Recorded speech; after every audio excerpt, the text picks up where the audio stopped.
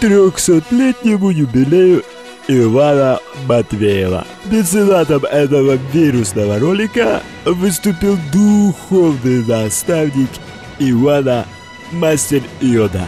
В далеком прошлом, в мезозойской эре, он был еще очень юным рыцарем-джедай.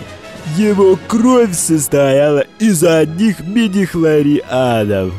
Легенды говорят, что он иногда занимался установкой окон. Джедайские навыки он практиковал в сортире. Тогда он еще не знал, что напишет гимн галактики. Это как мы делаем. Нет слов, какой худыш. Эта работа не приносила ему никаких денег. Он питался всякой хренью.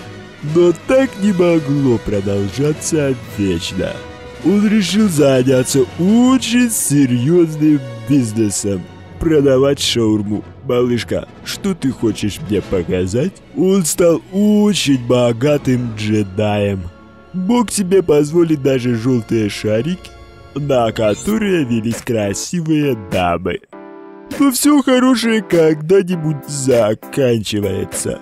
И жизнь его выбросила в сточную канаву. Он даже думал покончить с жизнью. Но один хороший друг сказал ему, что не все потеряно. И тогда он превратился в гламурного подонка. Он всегда выглядел камильфо. Чувство тонкого стиля всегда было присуще рыцарям-джедай. Ему никогда не нравилось пиво. И раки, кстати, тоже. Он активно боролся с алкоголем.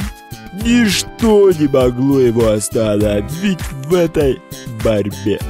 Он кумир всех девушек земли.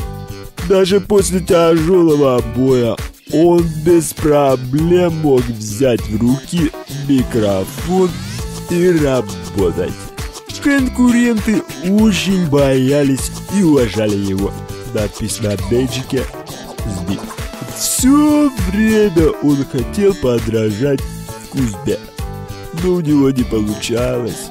И тогда он познакомился с Андреем Либаза, и по сей день его лучезарная улыбка дарит радость его слушателям.